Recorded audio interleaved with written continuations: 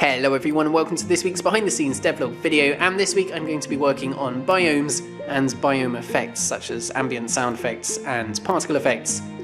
So it's 8:30 on Wednesday morning. For the last couple of days I've just been doing some boring optimizing stuff to do with the disease system, so there wasn't really anything to show you, so I thought I'd just start filming today. But today I'm going to be finishing off the disease system and then moving on to the biome stuff. To start off the week, I've finished implementing the healing ability of the healer object, so now when you place one of these healers into the world, it will heal any nearby entities and slowly cure them of their disease. At the moment it looks like it does that immediately, but that's just a balancing issue between how much the healer heals and how much damage the disease does, so obviously I'll sort that out at some point. To try and make the disappearing of the disease icon a little bit smoother, I've now created a texture atlas for it. And now when the disease icon disappears, you can see that it fades slowly between those different stages in the texture atlas. So the main thing that I want to work on this week is biomes, and I've started off by creating a spreader component which can be added to an entity to allow it to spread a certain biome around the terrain. And I've just been implementing that and adding it to the various species in the world, so you can see now that the oak tree spreads the forest biome when it's placed. Just been doing a bit more work on this system, so now when you place the oak tree you'll see the forest biome appearing below it, which is something that's always happened, but now when you remove the oak tree, the forest biome will also disappear, which is something that I hadn't implemented before. And this works with any number of trees, so you can see if I place two, you get a stronger forest biome, and then if I move those two, the forest biome disappears from over here, and it appears over here where the trees are.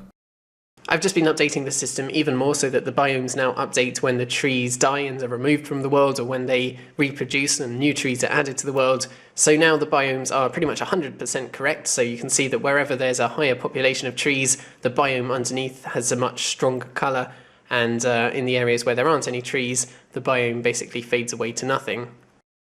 So I'm pretty much finished with the updating of the biomes now, so I've got that working with all of the different species, and I'm now moving on to biome effects, so that different biomes can have different effects when you're in them, such as particle effects or sound effects.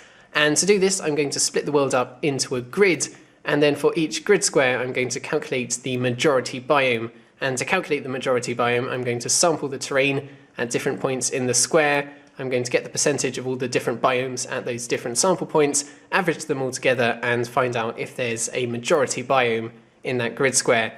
And if that grid square has a majority biome, then that biome's effects will be carried out in that grid square. So for example, if the majority biome is a snowy biome, then in that grid square it will have a snow particle effect. It's 5:30 and I've just finished implementing this grid system and the majority biome calculations, and it's a little bit hard to show you that at the moment because there are no effects implemented yet, but I've been printing out all of the majority biomes for each grid square onto the screen to check that it's working, and it is, so that is good, and tomorrow you'll be able to see it a bit better when I've implemented the effects. But for now, I'm going to go for a run and then I'm going to have some dinner. It is Thursday morning, and today I'm going to be working on particle effects for the various biomes, and I'll also probably start work on next week's tutorial. So it's been a bit of a slow morning, but I have finally got somewhere, and I've now allowed for different biome squares to have their own particle effects. So different biomes now have different particle effects, and you can see at the moment I'm just using it to indicate where the different biomes are to test out that system that I was programming yesterday. So you can see here that these purple triangles are appearing over marsh biomes, because there's obviously quite a lot of marsh biome down here.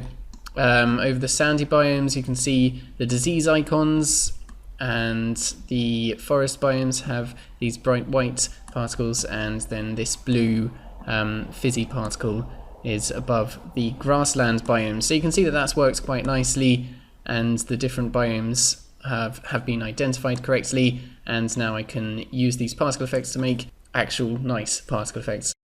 2:30 now, and as you can see I've toned down the particle effects a bit and created some nicer ones. So over here in this new snow biome you can see that there's a snowy particle effect, and over here in this grasslands biome you can see these yellowy particles floating around, which I guess could be pollen or something. It doesn't really matter. The main thing is that now I can set different particle effects for different biomes. It is 3:15, and this afternoon I'm just going to be working on next week's tutorial, which is going to be about rendering to multiple targets and that's something that I haven't really done many times before, so I'm just reading up a lot about it to make sure that I don't make any mistakes. It is 7:30 on Friday morning. I've just got back from my morning run and I'm just having some breakfast now. And today I'm mostly going to be working on sound effects, having different ambient sound effects in different biomes. So I've been trying to work out how I'm going to have different ambient sound effects in the different biomes, and first off I thought about something a little bit complicated, which was to merge nearby grid squares together if they have the same biome. So this structure would be created, and then inside this structure it would have one sounds node playing the ambient sound effect for that biome, and that would follow the player around while the player is inside the biome, and then when the player goes outside the biome it would just stay at the nearest point to the player, and obviously the sound would get quieter as the player moved away from it.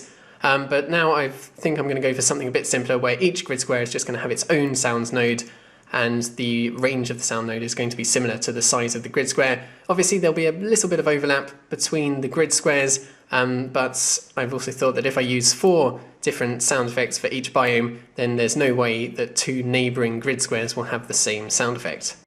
It is coming up to midday and I've just finished implementing the ambient sound effects stuff for the biomes, so I can now set certain ambient sounds to play when you're in certain biomes. So over here in the grasslands biome you can hear that there are some birds tweeting in the background, but as we move into the snowy biome you can hear that that ambient sound effect changes, and now you can hear the wind sound effect. And of course these sound effects are just placeholders at the moment, but hopefully you get the idea that in different biomes you can have different ambient sound effects. So to finish off this week I wanted to do a little bit of work on limiting where entities can spawn, and at the moment I've just limited it so that they can only spawn on the land. So you can see these trees reproducing and spawning all over the place, and usually they'd just be spawning in the water, on the land, wherever. There wouldn't be any limitations, but now you can see that they're all spawning on the land and none of them are spawning in the water. And I'm also just about to implement a limitation so that they can't spawn on top of each other.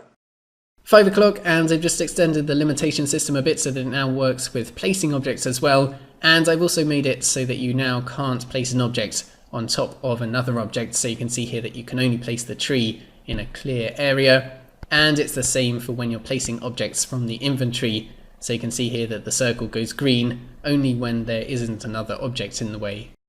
Just finishing off the day now, and the final thing that I've done is to allow different entities to have different spawning limitations. So you can see that the trees can only be placed on the land, but the rocks can be placed on the land and in the water. And if I had fish entities, I could of course allow them to only be placed in the water and not on the land at all. Just having a bit of dinner on the balcony, and I've also just been to the shop to buy some new plants for the balcony, because unfortunately I kind of neglected the old ones, and as you can see some of them have kind of died, so I needed to get some new ones to replace the old ones. So it is now Saturday, and today I've just been editing together the video that you're currently watching at the moment, and I also planted the new plants on the balcony, which I think look quite nice. But yeah, that's going to be it for this week. Thank you guys very much for watching this video. Do subscribe if you haven't already. Have a fantastic week, and I will see you all next time.